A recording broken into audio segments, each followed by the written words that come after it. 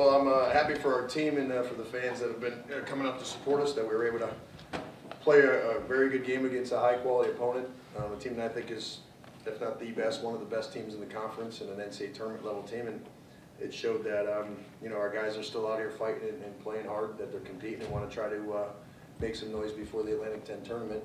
And it was nice to see some contributions from Jabari. The way he played tonight was fantastic, and I thought Zach Coleman being in the game gave us a nice lift also. So a good win for us. Hopefully we can build upon that and go down to Duquesne and play well on Sunday.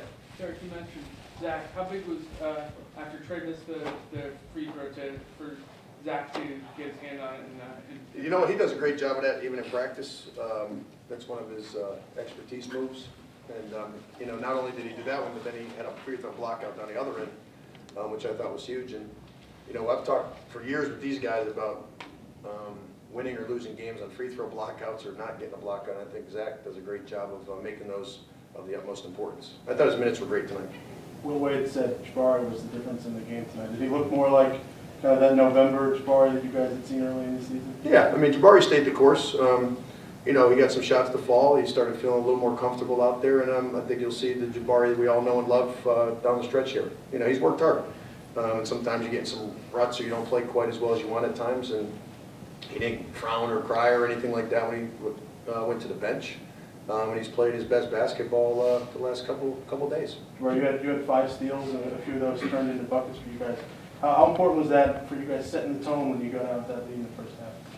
It was really important. I just wanted to get my hands, just be active on defense, and just try and get easy transition buckets from me and my teammates. Did this feel more like it had early in the season for you tonight? Yeah, definitely. Was playing defense, talking, we was just taking stuff away from them that they was comfortable doing, and it worked out.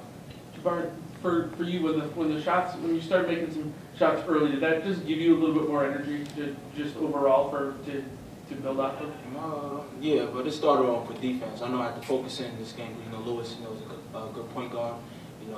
He liked to get in the lane, dish the ball out, and also score the ball. So I just wanted to just make it hard on him. Zach, can you talk about that play at the end where you were able to knock the offensive rebound back out after the free throw miss? Yeah, honestly, I was pissed I missed the second one, but when I seen the opportunity, I knew, I wasn't going to be able to get it, but I seen Trey, I think I saw Dante over here too, so, my whole mindset was just, if I missed it, crash, get us the possession back, they had to foul it, so I'm going to go back to the run. Did Zach's threes and when you guys won that spurt, did that kind of change the game a little bit for you guys when you went up in that little run and it made it double digits? You guys, yes, absolutely, because it allowed us to stretch the floor some with our 4 men, and those are the plays that actually I envision when I think about Zach's game, is making those open threes and coming up with extra possessions. With that nice run, we went 7 for 7 from the 3 in the first half. I didn't think that was going to happen for a full game. Shoot at 100%, but I thought we did. We were taking good shots, and fortunately for us, against the high-level team, we were making them. And it's a fun game to coach and play when they're going in. Dante, they had been chipping away at your lead for most of the second half, and right after they tied the game, you had that 3 in the corner. Were you looking at that point to try to make a momentum play?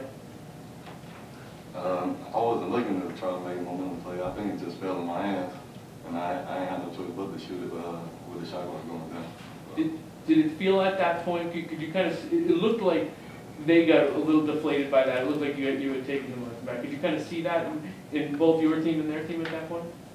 They did get deflated. I'm glad they did. Jabari, you got him the ball in that one. Were you just looking for anybody at that point, or did you? No, I tried to make a move and it slipped, and then I seen him. He made the perfect. He ran towards the corner. That's why I was going. I just tipped it to him, and I didn't even see what happened, but he shot it. Derek, at that point, did you feel like that was a pretty significant play in the game as far as your guys staying in it? Yeah, absolutely. There's a lot of plays going through my head right now. I'm trying to get them all back in order. You're asking me different questions, but that corner 3 was big. We made a lot of shots tonight, kind of with the shot clock running down. We didn't settle quite as much as we have in different games where, you can't really panic even when there's 5, 4, 6 seconds on the shot clock. Just take your time and go try to make a good play. And I thought we did a much better job of executing down at the low shot clocks tonight.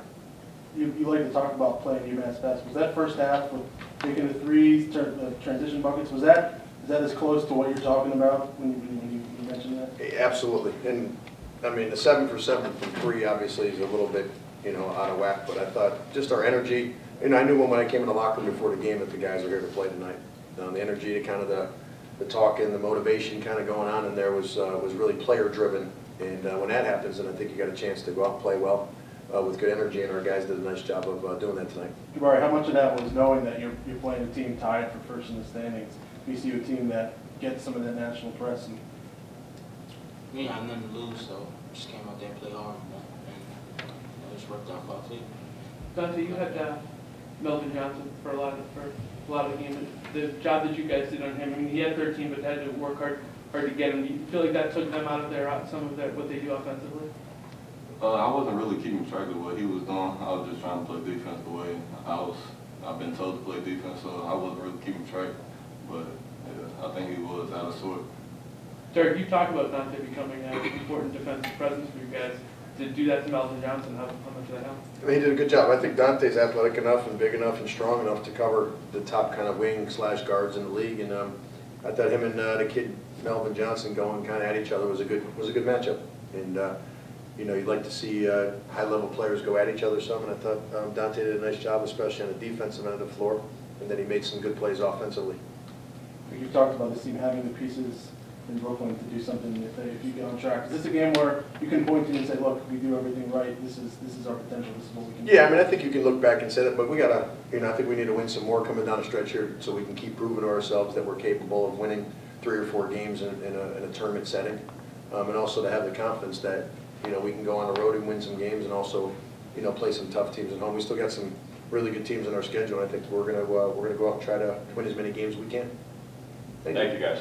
Thanks. Thank you. Thank you.